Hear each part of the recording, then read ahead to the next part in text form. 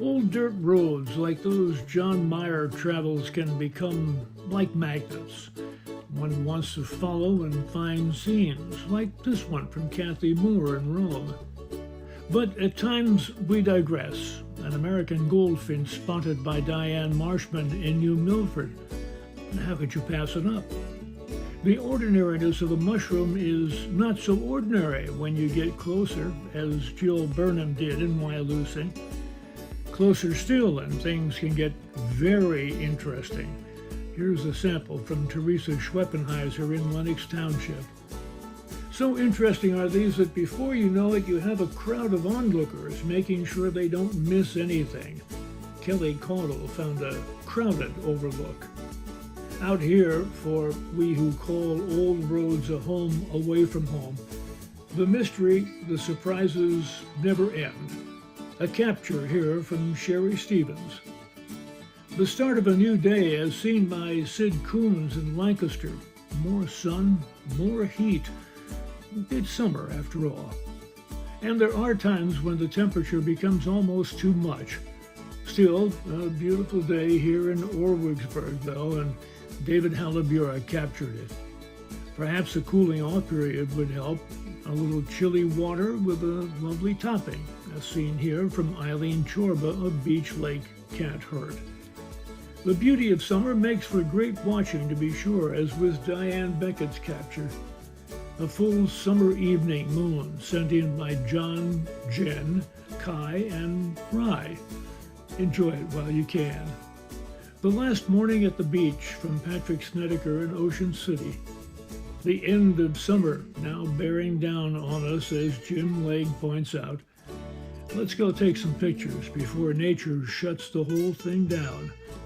Maybe we'll meet out on some old dirt road. Mike Stevens here in the Photolink Library.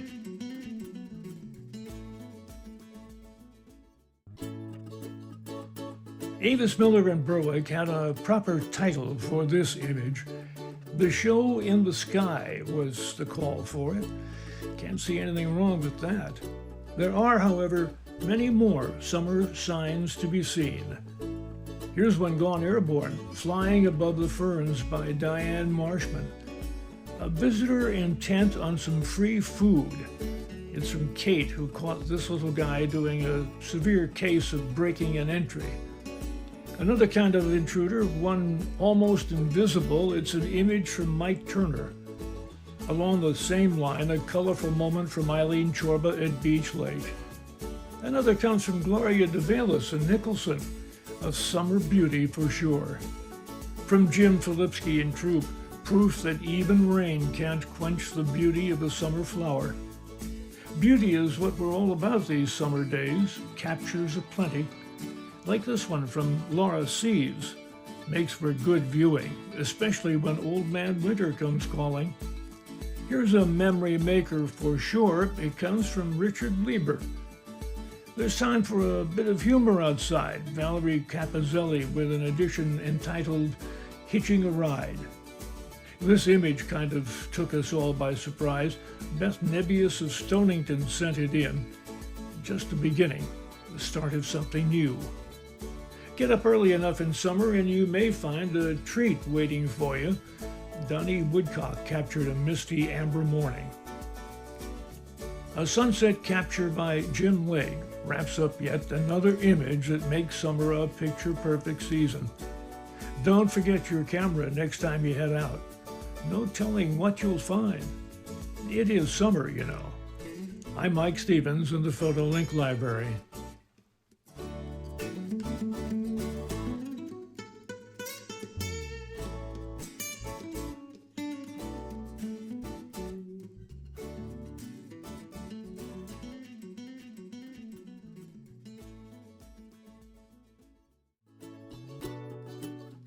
Before we even get started, my view is turned to fresh blueberry muffins from Nancy Soya.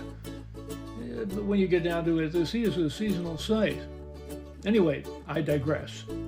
In just a bit, the September song will bump the quiet, near unheard sounds of summer and their sights into fall. We won't have images such as this from Cynthia Roth. The King of the Garden, as Lisa Downs in Red Rock entitled it, will be gone. The field of sunshine that Pam Storm called this will disappear. In its place will be earlier sunsets, deepening shadows, the horizon seemingly closer at sunset than it was as in this Avis Miller image. Sunrise in Maria will happen later than this capture by Diane Beckett. Can't be helped. That's just the way it is. So, dear viewer, given all that, we need a few summer images to remember the season by. Here's one from Anne-Marie Tully, Reflections at Lackawanna State Park. Another summer day here from Lynn Kopp at Promised Land State Park. From Anita Williams, A Moment at Black Moshannon State Park. Fairview Lake, and the wish from Scott Demzician that summer will last a little while longer. From Sean in Beaver Springs, no doubt a similar hope that sunset will go on as is. We will look out now and again and see an image made with the help of sun and rain, and as Gloria DeValis no doubt did, wish it could come back time and again. Of course, it won't. John Sterinsky looked out at the Delaware Water Gap and saw an image waiting to be captured, so he did. He therefore puts aside a moment that will hold through the first bars of a September song. Good to have a few of those. Mike Stevens here in the Photolink Library.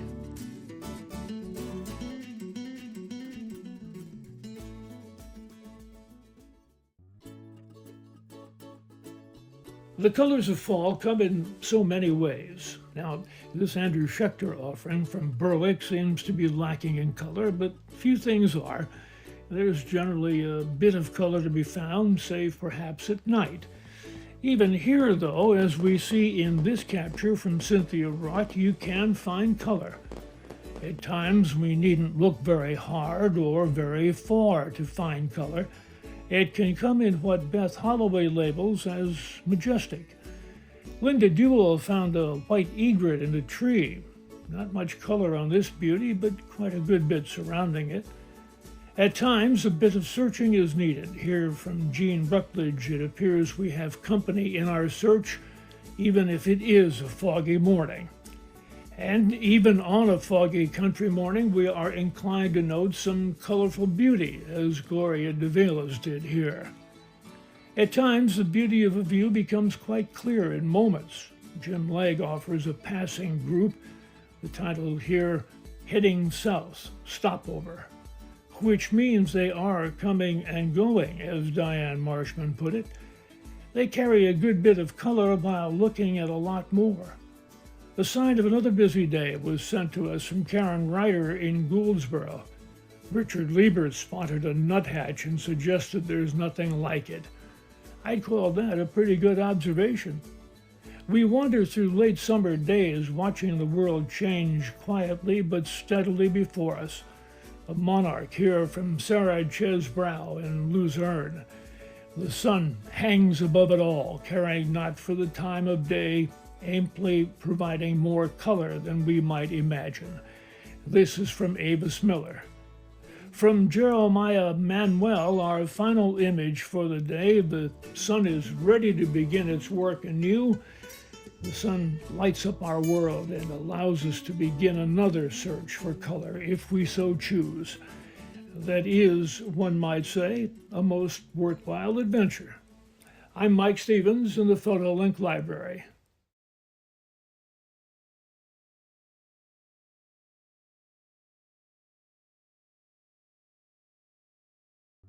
Nature is quite the artist.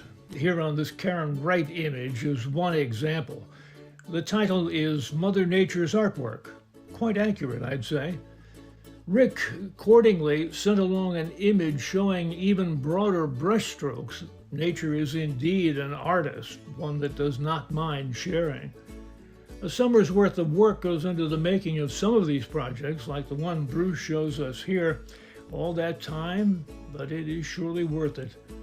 There's a host of critters that come to spend their summers with us. A moth spotted by Sherry Haskins, Towanda. We get close-ups of a praying mantis from Kevin and know they will be here but a short time longer. Oh, there is a chance you'll see more than a few visitors. Michael Hosking and Jada Hernandez came across a new employee and got a picture. The employee is named Katie Did. Most often these summer days we stop for a long look at the works of summer. David Gers did that at the Marie Antoinette Overlook. A bit of fog and a sunrise here from Tressa Richards.